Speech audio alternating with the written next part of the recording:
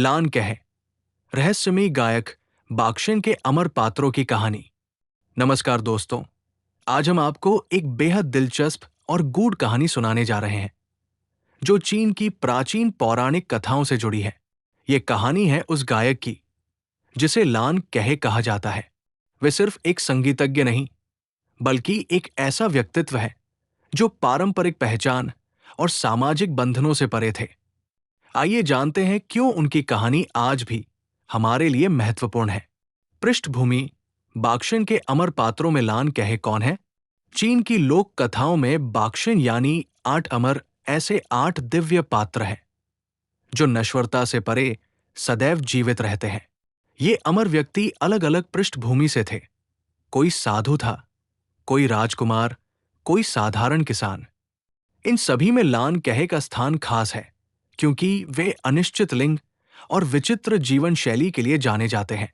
वे न तो पूरी तरह पुरुष थे, न स्त्री, और न ही किसी निश्चित सामाजिक वर्ग से बंधे थे। यही कारण है कि उनकी कहानी आज भी लोगों को सोचने पर मजबूर करती है।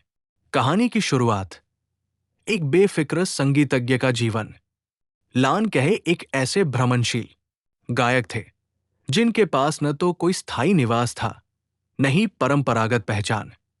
उनके साथ हमेशा फूलों की माला रहती थी जो उनकी सरलता और प्रकृति से जुड़ाव को दर्शाती थी। वे न किसी राजा के दरबार में गाते, न किसी मंदिर के पुजारी थे। वे बस कहीं भी घूमते, गाते और जीवन के आनंद में मग्न रहते। उनकी आवाज में एक अनोखी मिठास थी जो सुनने वालों के दिलों को छू जाती।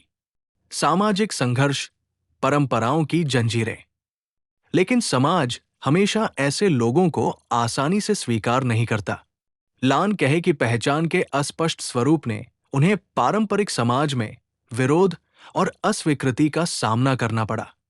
लोग उनकी विचित्रता को समझ नहीं पाए और उन्हें अक्सर अजीब नजरों से देखते। उस युग में लिंग, जाति और सामाजिक पद बहुत महत्वपूर्ण थे और लान कहे की मुक्त आत्मा उन सीमाओं में फिट नहीं बैठती थी। यही उनके जीवन का बड़ा संघर्ष था, अपनी स्वतंत्रता और असामान्य पहचान के बीच संतुलन बनाना। मोड़: अस्पष्टता से मिली आध्यात्मिक स्वतंत्रता। लेकिन लान कहे ने इन बाधाओं को अपनी कमजोरी नहीं बनने दिया।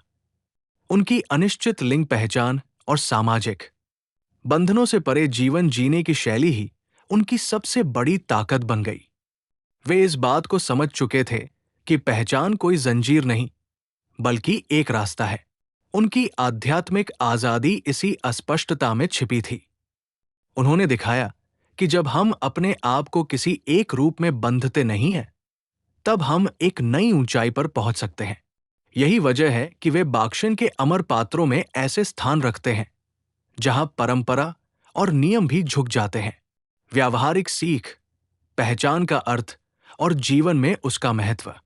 दोस्तों, लान कहे की कहानी हमें ये सिखाती है कि हमारी पहचान किसी कैदखाने की तरह नहीं होनी चाहिए। ये एक रास्ता है जो समय के साथ बदलता रहता है। हम हमेशा अपने अनुभवों, अपने परिवेश और अपने मन की आवाज के अनुसार अपने आप को नया स्वरूप दे सकते हैं। आज के आधुनिक समाज में भी कई लोग ऐसी जंजीरों से जूझ रहे हैं जो उन्हें एक निश्चित पहचान में बांधने की कोशिश करती है। लान कहे की तरह हमें भी अपनी स्वतंत्रता को अपनाना चाहिए, अपनी असामान्यता को अपना आशीर्वाद समझना चाहिए। वास्तविक उदाहरण: आज के समय में पहचान की जटिलताएं। आज की दुनिया में भी हम देखते हैं कि कई लोग अपनी लैंगिक पहचान, पेशे या सामाजिक भूमिका के कारण संघर्ष कर रहे हैं। जैसे कोई व्यक्ति पारंपरिक मान्यताओं से हटकर अपने सपनों को जीना चाहता है, लेकिन समाज उसे स्वीकार नहीं करता। लान कहे की कहानी हमें याद दिलाती है कि असली स्वतंत्रता तब मिलती है जब हम अपने आप को पूरी तरह स्वीकार कर लें, चाहे समाज कुछ भी कहे। ये एक ऐसी शिक्षा है जो हर युग में प्रासंगिक रहती है। अंत में, पहचान को जंजीर न समझें, बल्कि रास्ता बनाएं। तो दोस्तों, लान कहे की कहानी हमें ये संदेश देती है कि पहचान एक सीमित परिभाषा नहीं, बल्कि एक यात्रा है। ये यात्रा हमें अपने भीतर की स्वतंत्रता, अपनी आत्मा की शांति और समाज के बंधनों से ऊपर उठने की शक्ति देती है। जैसे लान कहे ने अपनी अस्पष्टता को अपनी ताकत बनाया, वैसे ही हमें भी अपने भीतर छिपी विविधता और स्वतंत्रता का स्वागत करना चाहिए। आइए हम सब इस कहानी से प्रेरणा लें और अपने जीवन में पहचान को एक बंधन नहीं, बल्कि एक मार्ग बनाएं जो हमें हमारे सच्चे स्वरूप तक ले जाए। धन्यवाद।